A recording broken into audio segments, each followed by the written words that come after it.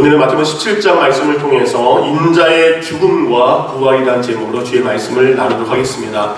계속해서 마태복음에 예수님께서 우리에게 하신 말씀을 쭉 순서대로 보고 있습니다. 원래는 이 말씀과 이 뒤에 있는 24절 말씀을 해야 되는데 지난달에는 제가 18장으로 넘어가서 천국에서 큰 자 그리고 작은 자, 잃어버린 자에 대한 말씀을 좀 더 먼저 전하고 싶어서 그 말씀을 나누게 되었습니다. 그래서 오늘 잠시 우리가 건너뛰었던 말씀, 오늘은 마태복음 17장 22절과 23절의 말씀을 가지고 하나님의 은혜를 나누도록 하겠습니다.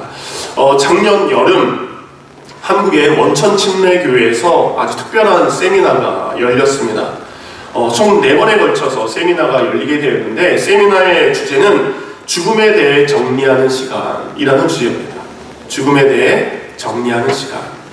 누구에게나 죽음을 다가오는데 그 죽음을 맞이하는 우리 성도들, 믿는 이들, 곧 병에 걸려서 죽어서 죽음을 앞둔 이들이 아니라 우리가 평범하게 일상을 살아가는 우리에게도 죽음을 준비하는, 죽음을 정리하는 시간이 있어야 된다라는 세미나가 있었습니다. 그래서 샘물 호스피스 선교회 회장으로 계시는 원주희 목사님, 그리고 서울대 교수님인 우리 손봉호 철학 교수님, 그리고 믿는 변호사님인 전재중 변호사님, 그리고 안양샘병원의 박성원 원장님, 이분들이 이제 차례로 죽음의 준비에 대해서 어떻게 해야 되는지 강의를 했습니다. 그 중에 가장 먼저 강의를 진행한 분이 샘물 호스피스의 원주희 목사님, 그분이 첫 번째 강사로 세미나를 진행하게 되었습니다. 우리가 보면은 아픈 사람을 치료하기 위한, 아픈 사람을 살리기 위한 병원은 참 많습니다. 곳곳에 수많은 병원들이 있죠. 그렇지만 의학적으로 더 이상 아무것도 할 수 없는, 이제 의학적인 치료가 무의미한, 아무것도 할 수 없는, 곧 임종을 앞둔 사람들을 위한 관심이 요즘에는 많이 있었지만 지금부터 20년 전, 30년 전에는 그들에 대한 아무런 관심, 그리고 병원 시설이 별로 없었습니다. 죽음을 앞두고 그리고 무엇을 해야 되는지 그들에게 믿음의 시선이 갔던 한 분이 계십니다. 아무것도 하지 못하고 죽음 앞에서 그저 무서움 안에 있는 그들을 바라봤던 한 분, 바로 약국에서 잘 나가는 약사로, 큰 약국에서 잘 나가는 사장님으로 있었던 약사, 바로 원주희 씨가 바로 그들을 눈에 보이게 됩니다. 그래서 원주희 이분과 그리고 수원중앙침례교회 김정환 목사님, 그리고 여러가지 믿는 사람들이 함께해서 한국 최초의 호스피스 전문 병원을 세우게 됩니다. 그것이 바로 샘물 호스피스라는 말기암, 그리고 각각 죽음을 앞둔 사람들을 하나님의 품으로 잘 보내드리는 병원을 설립하게 됩니다.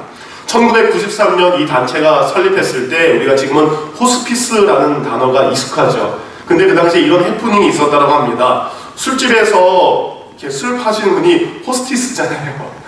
그래서 처음에는 굉장한 오해가 있었다는 해프닝도 있었습니다. 어쨌든 잘 나가던 약사에서 이제는 죽어가는 이들 곁에서 그리스도의 복음을 전하는 우리 원주희 이분인데 나중에 목사님이 되게 됩니다. 그래서 1993년부터 2015년까지 샘물 호스피스를 통해서 입원한 환자가 장마치 7,500명이었다고 합니다. 모든 것이 무료로 진료되고 그리고 본인이 국민의료보험에만 돼 있으면 그 이상의 비용을 받지 않는다고 합니다. 7,500명이 입원했고 그 중에 이 원주희 목사님은 6,500명의 죽음을 맛보게 되었습니다. 수천 명의 죽음을 보면서 몇몇 기억에 남는 사람들의 죽음, 그 이야기를 하게 됐다고 합니다. 가장 기억에 남는 한 여학생의 죽음을 소개해 드리겠습니다. 부모님이 이혼하면서 이 아이는 고아원, 보육원에 맡겨졌습니다. 고아원에서 잘 자라게 되다가 그만 이 여자아이가 암에 걸리게 되는 겁니다. 이제 17살의 이 여학생은 이제 더 이상 아무런 치료를 할 수 없기에 샘물 호스피스로 옮겨지게 됩니다. 17살, 목사님 말씀으로는 참으로 이쁜 아이, 아빠도 없이 자란 아이, 엄마도 없이 자란 아이, 이제는 병에 걸려서 고아원에서조차도 떠나야 됐던 아이, 그 아이는 병원으로 돌아올 때, 샘물 호스피스로 돌아올 때 두려움 가운데 벌벌 떨면서 들어오게 됐다고 합니다. 엄마도 없고 아빠도 없고 그리고 함께 지냈던 보육원 친구도 없고 보육원 선생님도 없이 홀로 병원에 입원하게 된 겁니다. 떨고 있는 그 소녀를 안아주면서 목사님이 이런 말을 했다라고 합니다. 내가 딸 둘이 있는데 하나님이 딸 하나를 또 보내주셨구나. 내 부모님은 너를 버렸지만 하나님은 너를 버리지 않고 우리에게 보내주셨다. 여기는 모든 사람들이 너의 가족이야. 그리고 너는 더 살면 견딜 수 없는 병에 걸려서 하나님께서 너를 천국병원으로 데려가서 완벽하게 고쳐주시려고 부르신 거야. 너는 죽는 것이 아니야. 예수님이 너를 내 손을 붙잡고 천국병원으로 데리고 가실 거야. 그리고 그 천국병원은 예수님이 병원비를 다 지불했어. 공짜로 가면 돼. 그러니 이제 두려워하지 마. 천국병원에서 너는 다시 살게 될 거야.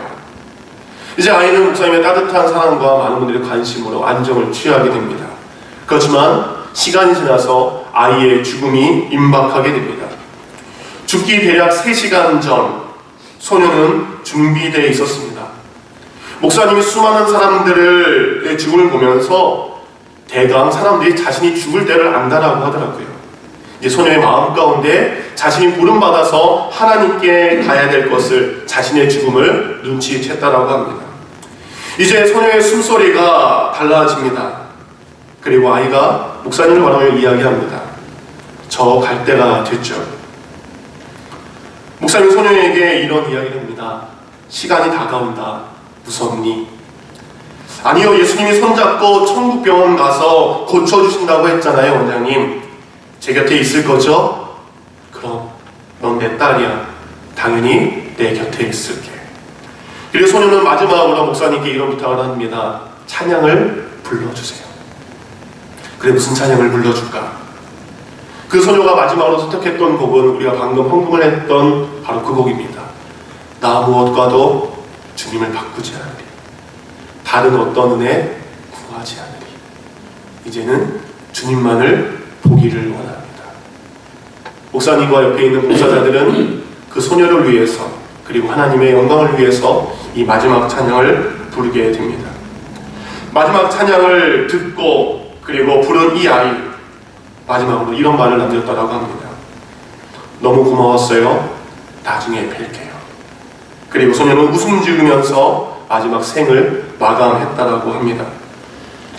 내가 죽어서 천국에 간다는 소망이 없으면 웃음 지을 수 없습니다. 이 소녀에게는 내가 비록 죽지만 천국병원으로 갈 것이고 내가 천국에서 다시 살아날 것을 믿기에 소녀는 웃으면서 찬송을 듣고 조용히 자신의 삶을 마감했습니다. 사랑하는 성도님들, 여러분 죽음에 대해서 생각해 보셨습니까? 어제도 수많은 사람이 죽었습니다. 오늘도 헤아릴 수 없는 수많은 사람이 죽을 것입니다. 내일도 우리 가까이 아니면 멀리 우리가 알지 못하는 수많은 사람들이 여러 가지의 모습으로 죽게 됩니다. 죽음이 참 우리에게 늘 삶의 일부이고 가까이지만 우리가 죽음을 잊고 살 때가 너무나 많고 아직은 죽음이 나와 상관없다라고 지낼 때가 우리의 삶의 모습이기도 합니다. 강연하선 원주희 목사님이 수많은 죽음을 보면서 우리가 죽음에 대해서 아는 것이 3가지가 있고 죽음에 대해서 모르는 것이 3가지가 있다라고 이야기합니다. 죽음에 대해서 우리가 모르는 3가지가 뭘까요? 첫 번째, 우리는 언제 죽을지 모릅니다. 그리고 어디서 죽을지도 모릅니다. 그리고 어떻게 죽을지도 모릅니다. 우리는 죽는다는 건 알지만 언제, 어디서, 어떻게 죽을지 우리는 알지 못합니다. 그때와 기한은 우리 손에 있지 않다는 겁니다. 그래서 전도서의 기자는 전도서 3장 1절을 통해서 범사의 기한이 있고 천하만민의 다 때가 있다는 겁니다. 어떤 때입니까? 2절부터 보면 날 때가 있고 죽을 때가 있으며 심을 때가 있고 심은 것을 뽑을 때가 있고 죽을 때가 있고 치료할 때가 있고 헐 때가 있고 세울 때가 있으며 울 때도 있고 웃을 때도 있으며 슬퍼할 때도 있고 춤출 때도 있으며.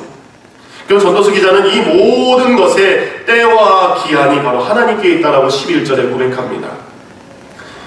전도서 3장 11절 하나님이 이 모든 것을 지으시되 때를 따라 아름답게 하셨고 날 때도 아름답습니다. 그렇지만 죽을 때도 아름답습니다. 우리가 인생에 슬퍼할 때도 있습니다. 근데 그 슬퍼할 때도 아름답습니다. 우리가 웃을 때도 아름답지만 우리의 삶 가운데의 헐 때조차 아름답다라고 우리에게 말씀하십니다. 그래서 하나님이 하시는 일의 시종을 사람으로 측량할 수 없게 하셨도다. 우리는 그때와 시기를 알 수 없기에 날마다 우리는 좋은 날, 기쁜 날, 세우는 날만을 원하지만 하나님께서 우리 인생 가운데 계획이 있으시기에 허물 때도 있고 죽을 때도 있다라는 겁니다. 살 때, 죽을 때, 아플 때 그 모든 것을 우리가 알 수 없기 때문에 그럼 우리 인생을 어떻게 살아야 되냐? 전도 3장 12절은 이렇게 우리에게 답을 말하고 계십니다. 사람들이 사는 동안에 기뻐하며 선을 행하는 것보다 더 나은 것이 없는 줄을 내가 알았다. 그때와 그 시기는 내가 알 수 없지만 다만 내가 기뻐할 수 있는 것은, 내가 해야 될 것은 내가 사는 동안 기뻐하며 선을 행하는 것, 기뻐하며 진리 안에 거하는 것, 진리의 삶을 사는 것, 이것이 우리의 삶의 시간이 주어졌을 때 내가 해야 될 우리의 삶의 모습이라는 겁니다. 언제 내가 떠날지, 내가 얼마나 더 살아갈지 알지 못하지만 내 삶에 숨이 붙어있는 그 순간 하나님이 기뻐하시는 선을 행하는 것, 진리를 따라가는 것, 그것이 우리의 삶 가운데 있어야 될 줄 믿습니다. 여러분, 지난 한 주간의 삶을 그러면 돌아보기를 원합니다. 한 주간, 어제 우리는 하나님이 기뻐하시는 선을 따라가며 그 선을 행하는 삶을 살았습니까? 아니면 때와 시간이 우리에게 없음을 알면서도 시간을 허비하고 그리고 죄악에 더 많은 것을 낭비하며 살지 않았습니까? 우리가 죽음에 대해 모르는 것이 세 가지가 있지만 또한 죽음에 대해서 아는 세 가지가 있습니다. 첫 번째, 죽음이라는 것은 바로 순서가 없다는 것을 우리는 압니다. 그래서 우리 곁에 자녀를 먼저 하나님 품으로 보낸 이들이 있습니다. 살아가는 이들을 좀 더 붙잡고 싶은데 순서가 없는 것을 알기에 우리보다 먼저 죽음의 순서를 맞이해서 돌아간 사람들이 있는 것을 우리는 알고 있습니다. 자녀들의 죽음 가운데에 그 부모의 아픔이 얼마나 크겠습니까? 그럼에도 불구하고 죽음에는 순서가 없는 것입니다. 또한 죽음은 혼자 가는 것임을 우리는 알게 되는 겁니다. 교통사고를 나서 한 군데서 함께 죽었다 하더라도 사망 이후에, 죽음 이후에 가는 것은 함께 가는 것이 아니라 각각 따로 가게 된다는 것. 그래서 죽음은 바로 혼자 가는 겁니다. 마지막 죽음 우리는 압니다. 바로 빈손으로 가는 거죠. 많이 가졌건 적게 가졌건 어떤 것을 얼마나 가졌는 것에 상관없이 우리는 빈손으로 가게 됩니다. 집도 내려놓고 차도 내려놓고 사랑하는 가족조차도 내려놓고 가야 되는 것을 우리는 알게 됩니다. 왜 이렇게 오늘 좋은 날, 주일날 죽음에 대한 이야기를 하니까 우리가 좀 어두워지는 것 같아요. 축복에 대한 말씀, 감사에 대한 말씀, 행복에 대한 수많은 말씀이 있는데 왜 여러분에게 오늘 죽음에 대한 말씀을 드리느냐? 바로 우리가 죽음을 바로 알아야 부활의 은혜를 경험할 수 있기 때문입니다. 죽음, 그것은 우리를 부활의 길로 인도하는 축복입니다. 죽음, 그것은 하나님의 나라로 우리를 이끄는 하나님의 축복의 열쇠인 줄 믿습니다. 그래서 우리가 부활장이라고 부르는 고린도전서 15장 35절 36절, 누가 묻기를 죽은 자들이 어떻게 다시 살며 어떤 몸으로 오느냐 하리니 어리석은 자여 내 뿌리는 씨가 죽지 아니하면 살아나지 못하리라. 우리가 어떻게 부활합니까? 라고 묻습니다. 근데 어떻게 부활해요? 내가 죽어야 부활한다. 내가 썩어야 하나님의 나라를 갈 수 있다는 겁니다.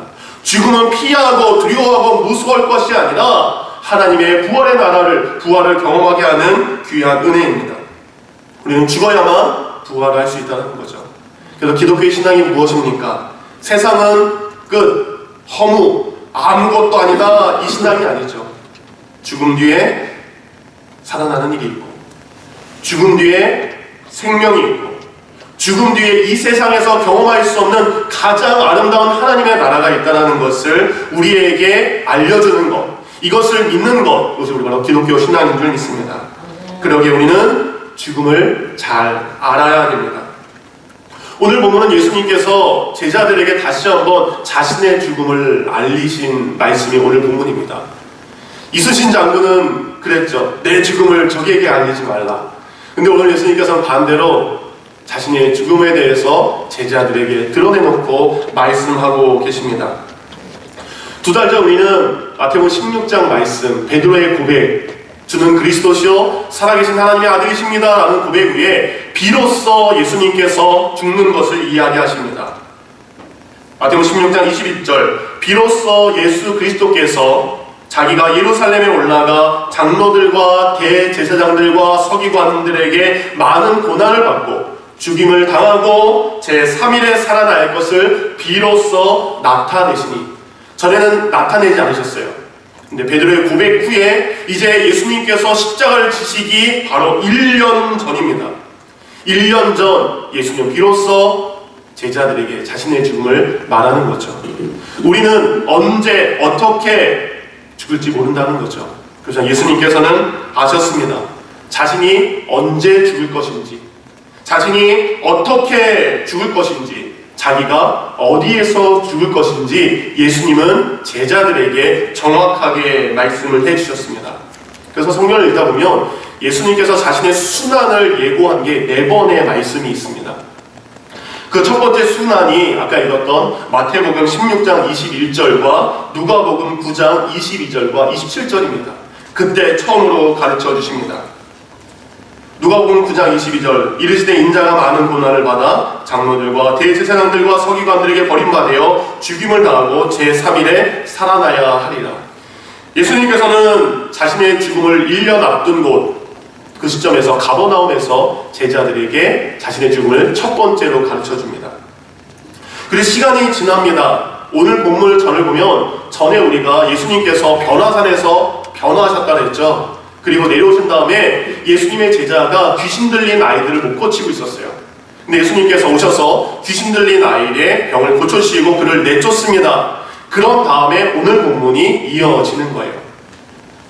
예수님은 갈릴리에서 이제 귀신 들린 아이를 고쳐주신 다음에 다시 한번 자신의 죽음을 말씀하십니다.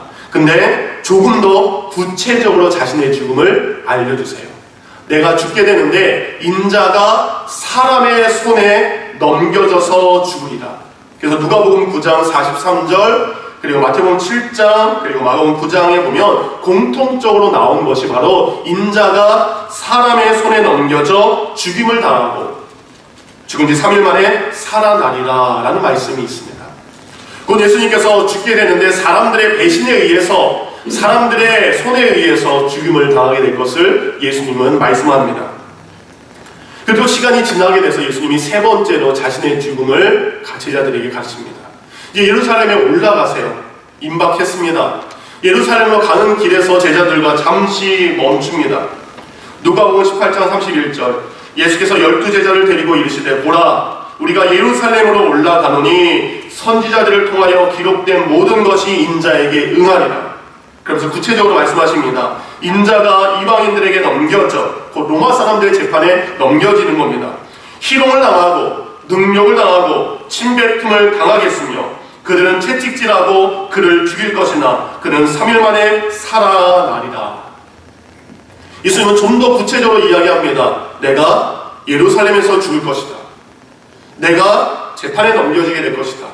내가 채찍맞고 내가 침뱉음을 당할 것이고 내가 십자가에서 못 박힐 것이다. 그리고 내가 3일 만에 죽게 될 것이다 라고 구체적으로 자신의 죽음을 아셨습니다.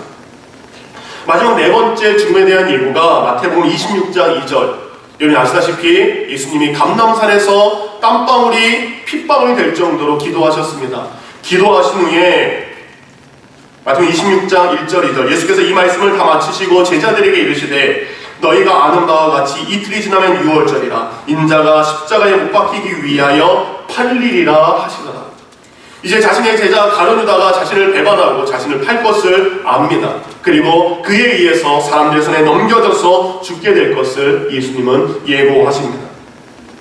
이렇게 예수님께서는 자신의 죽음을 정확하게 알고 계셨고 어디서 죽어야 되는지, 또한 그 죽음이 어떤 것인지 그 이유와 목적을 정확하게 알고 계셨다는 겁니다.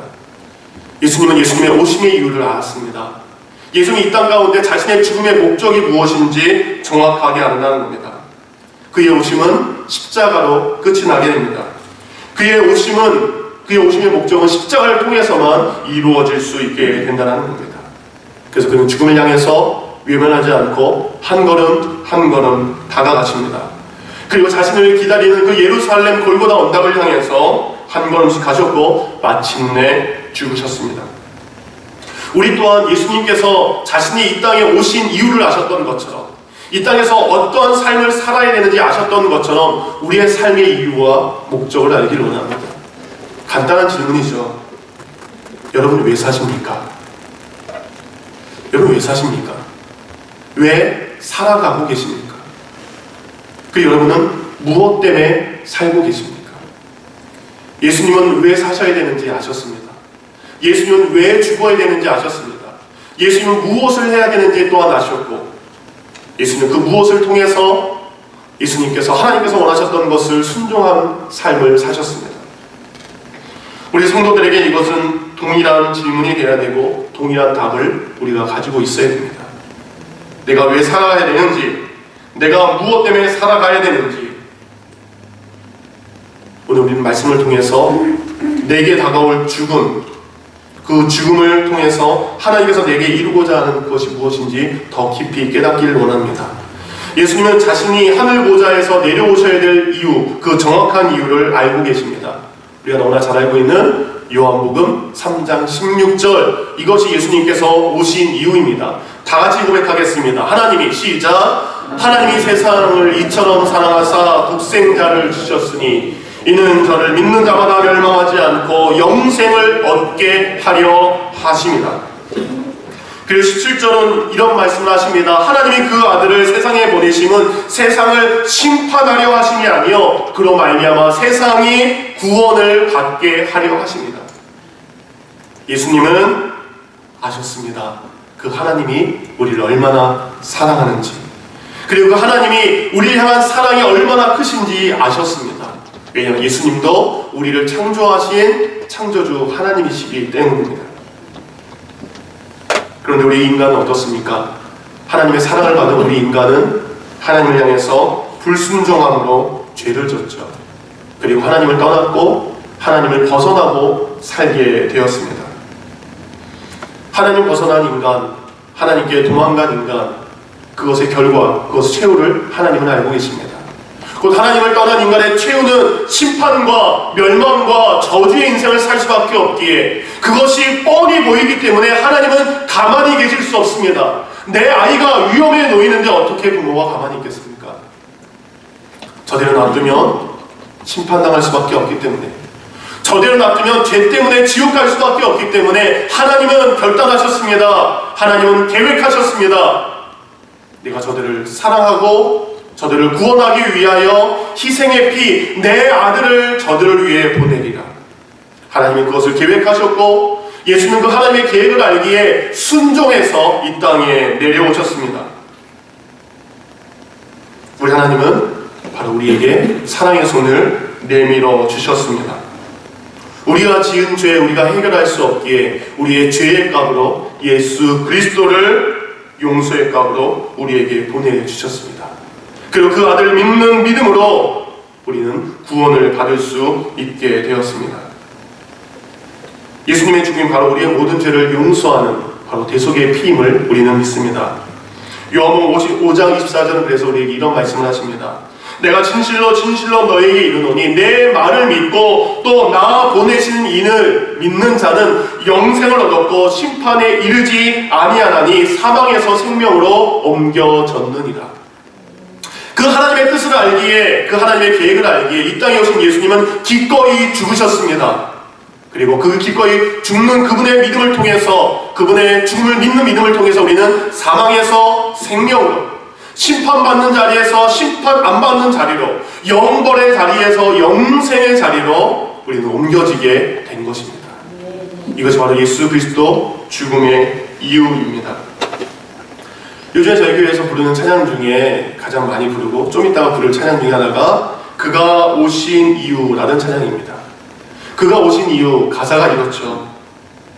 이 세상 가장 아름다운 순종의 눈물, 온 세상 다시 빛나게 한 생명의 눈물, 그가 이 땅에 오신 이유, 죽어야 살게 되고 져야만 승리하는 놀랍고 영원한 신비, 지으신 그대로 회복시키신 우리의 창조주 그리스도, 십자가의 길로 아버지의 뜻 이루셨네. 그가 이 땅에 오신 이유, 이제 우리에게 맡겨진 그 소망, 사랑, 생명, 아름답고 눈부신 십자가의 길, 우리가 이 땅을 살아갈 이유, 그가 이 땅에 오신 이유, 죽어야 살게 되고 져야만 승리하는 놀랍고 영원한 신비. 십자가는 저주의 길입니다. 십자가는 아름답지 않은 길입니다. 근데 예수 그리스도의 죽음을 통해서 이 세상에서 가장 아름다운 길이 되셨습니다. 나를 위해 살아가는 길, 겉으로 보기에는 가장 아름다운 길일 수 있지만 그 길 끝에는 멸망과 저주밖에 없습니다. 이제 우리가 십자가의 길을 따라가므로 우리의 인생의 가장 아름다운 길을 걸어가야 됩니다. 지으신 그때, 창조의 그때를 회복하기 위해서 예수님은 우리를 위하여 죽으셨습니다. 근데 그의 죽으심은 죽음으로 끝난 건 아니죠. 예수님의 순환을 예고할 때마다 항상 나왔던 게 내가 죽을 거야. 근데 사흘 만에 살아날 거야. 죽음을 얘기하셨지만 예수님은 부활을 이야기하기 위해 우리에게 죽음의 의미를 가르쳐 주셨습니다. 고린도서 15장 20절과 22절, 그러나 이제 예수 그리스도께서 죽은 자 가운데서 다시 살아나사 잠자는 자들의 첫 열매가 되셨도다. 사망이 한 사람 아담으로 말미암았으니 죽은 자의 부활도 한 사람으로 말미암습니다. 아담 때문에 우리가 죄인이었지만 예수 그리스도 때문에 우리는 구원받은 의인이 되었습니다. 아담 안에 모든 사람이 죽은 것 같이 그리스도 안에서 우리 모든 사람이 삶을 얻으리라. 아멘. 예수님의 죽음을 통해서 우리는 삶을 얻게 되었습니다. 그래서 예수님께서 우리에게 죽음의 길을 준비하며, 그리고 그 죽음이 늘 우리 가운데 있음을, 그 죽음이 뜻있는 죽음이 될 수 있도록 우리에게 말씀하고 계십니다.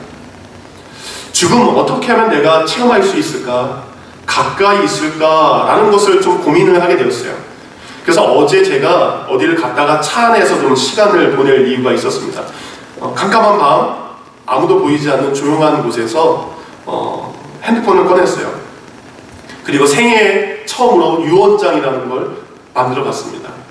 핸드폰에 메모장이라고 되어 있는 그 제목을 내가 뭐로 할까 하다가 유언장을 한번 하게 됐습니다. 유언장은 언제 남기는 거죠? 죽음 앞에 남기는 거죠. 그래서 제가 생애 처음으로 유언장이라는 걸 한번 이렇게 적어보았습니다. 그래서 프린터 했는데 제가 죽으면 이대로 수 있는 겁니다. 근데 이 유언장을 보면 제가 뭐 남겨진 재산이 없기 때문에 뭐 이 재산은 이렇게 해라 이런 유언장은 아닙니다. 그냥 죽음을 생각하며 한번 이렇게 적어보았습니다. 죽음, 아직은 내게 오면 안 되는 것. 이제 겨우 45살. 한 여인의 남편으로 조금 더 행복하게 살고 싶고, 사랑하는 두 딸 환희와 예랑이에게 더 많은 사랑을 주고 싶고, 그리고 이들의 삶을 더 보고 싶은데, 그럼에도 내게 죽음이 찾아온다면 나는 죽음을 하나님의 은혜로 받아들이고 싶다. 나는 죽음 앞에 무슨 말을 하고 무엇을 남기고 하나님 곁으로 가야 하는가? 하나님, 아직은 묶인 것이 너무나 많고 풀어야 할 것이 산더미인데 주어진 시간이 이제 없네요. 남겨진 사랑하는 이들을 나의 몫이 아닌 것을 알기에 하나님께 맡깁니다. 하나님, 아내, 저보다 좀 더 오래 아이들 곁을 지키게 해주소서. 아내를 더 귀하게 여겨주지 못하고 더 솔직하지 못했음을 용서해 주소서. 하나님, 우리 이쁜 딸들 환희애랑 너무 오래 많이 아파하지 않게 하시고 천국에서 다시 만날 것을 소망하며 살게 해 주소서. 하나님, 사랑하는 아버님과 어머님 먼저 부름받아 하나님께 돌아감을 용서해 주시고, 고통과 아픔이 없는 하나님의 나라에서 사랑하는 아들이 예수님 편에 있음을 알게 해 주소서. 하나님, 나와의 몸과 같았던 사랑하는 열린교회 성도님들, 부족하고 연약한 종을 만나 아픔만 주고 감을 용서하시고 언젠가 천국에서 우리 모두 모여 기쁨의 찬송 부르기를 소망합니다. 45년 감사하고 아름답고 보배로운 나의 삶을 주신 하나님 감사합니다. 사랑합니다. 찬양합니다. 이런 유언장을 한번 적어 보았습니다. 우리에게 죽음은 멀리 있지 않습니다. 오늘이라도 우리는 주님께 갈 수 있습니다. 근데 죽음에는 두 가지의 죽음이 있습니다. 의미를 남길 수 있는 죽음과 의미가 없는 죽음이 있습니다. 누군가를 살릴 수 있는 죽음이 있고 누군가를 죽일 수 있는 죽음 또한 있다라고 합니다. 너무나 잘 아는 기독교 서적을 많이 지은 헨리 나우엔, 그분이 죽음의 고통 가운데 가는 큰 교통사고를 당하게 됩니다. 그리고 하나님의 은혜로 극적인 살아난 다음에 헨리 나우엔은 이런 고백을 합니다.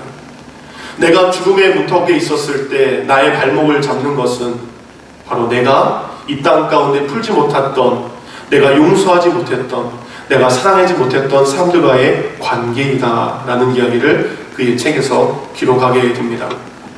오늘 예수님께서는 우리에게 자신의 죽음을 가르쳐 주시면서 우리에게도 죽음이 있다라고 이야기하십니다. 자신의 죽음 뒤에 부활이 있다라는 것을 말씀하시면서 우리에게도 부활이 있다라고 말씀하십니다.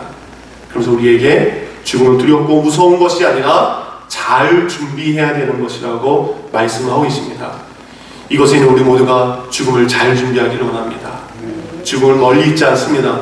우리 가까이 있기에 내 삶의 죽음의 순간이 내게 다가왔을 때 후회하지 않고 그것을 은혜로, 그것을 감사로 받아들이는 귀한 성도가 되기를 우리 주 예수님의 이름으로 축원합니다. 이 시간 들은 말씀 생각하며 기도하겠습니다.